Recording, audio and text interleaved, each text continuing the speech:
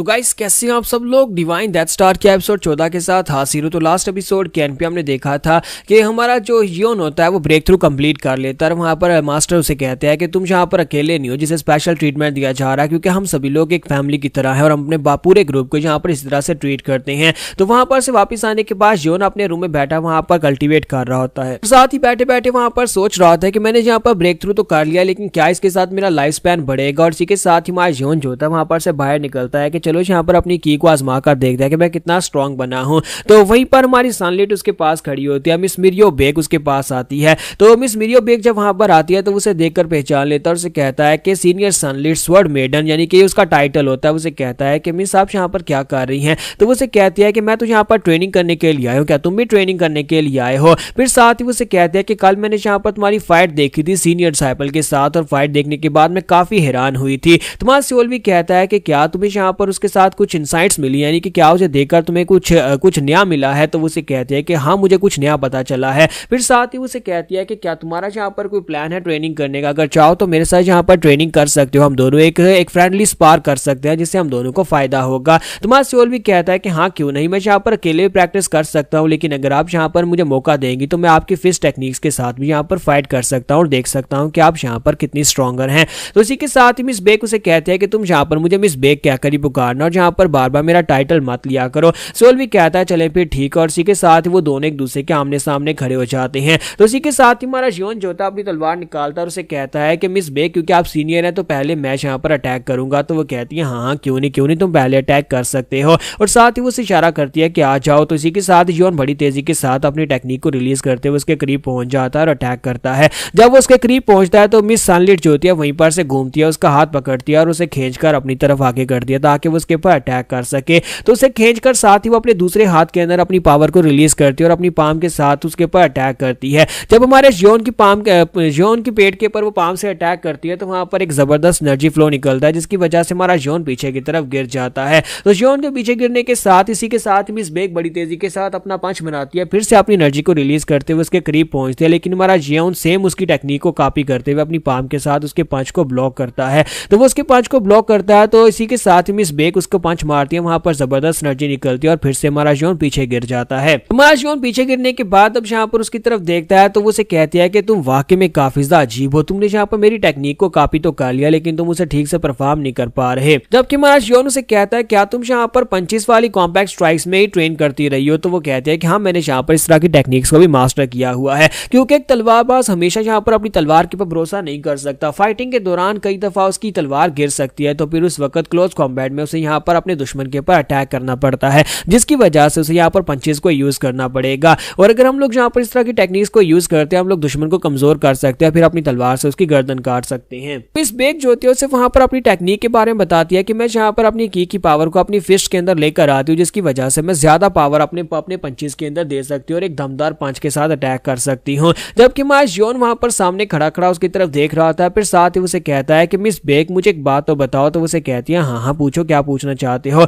योन उसे कहता है कि मैं बचपन से ही यहाँ पर की पावर को महसूस कर सकता हूँ, यानी कि मैं की पावर से कुछ ज्यादा सेंसिटिव हूँ और मैं यहाँ पर नोटिस कर सकता हूँ तुम्हारी की सर्कुलेशन के अंदर कुछ गड़बड़ है। तो हमारा योन जब उससे इतनी बात करता है, इसी के साथ ही मिस बेक जो होती है वो काफी ज्यादा हैरान होती है और कहती है कि तुम यहाँ पर ये कैसे कह सकते हो। तो योन उसे यहाँ पर सारी डिटेल बताता है कि तुम्हारी स्ट्राइक्स के अंदर कुछ कमी थी। अगर तुम यहाँ पर पंचेस को यूज कर रही हो, तुम आउटर पंचेस यानी कि तुम यहाँ पर कॉम्पैक्ट स्ट्राइक के लिए अटैक करती हो ताकि उसे फिजिकल डैमेज दिया जा सके, लेकिन मुझे लगता है कि तुम्हारी की पावर के साथ जब तुम अटैक करती हो तुम्हें यहाँ पर इनर पंच मारना चाहिए, जिसकी वजह से दूसरे बंदे की बॉडी के अंदर तुम्हारी की एंटर हो और उसे इंटरनली जख्मी करे। तो ये बात सुनने के बाद वो काफी हैरान होती है और कहती है कि तुम्हें क्या लगता है कि मैं यहाँ पर तुम्हारी बातें सुनूंगी और मुझे यहाँ पर इस बारे में पता चलेगा। मुझे पहले से सबके बारे में पता है, हालांकि उसे यहाँ पर इस सबके बारे में पहले पता नहीं था और वो उसके सामने क्योंकि एक सीनियर है तो उसके सामने इसी वजह से इस तरह की बात करती है। तो आज योन वहां पर सोच रहा था कि इसका मतलब यह है कि मैंने यहाँ पर तुम्हारी कोई मदद नहीं की, चलो कोई बात नहीं। और साथ ही वो योन सोच रहा था कि मुझे यहाँ पर तुम्हारी एनर्जी साफ महसूस हुई थी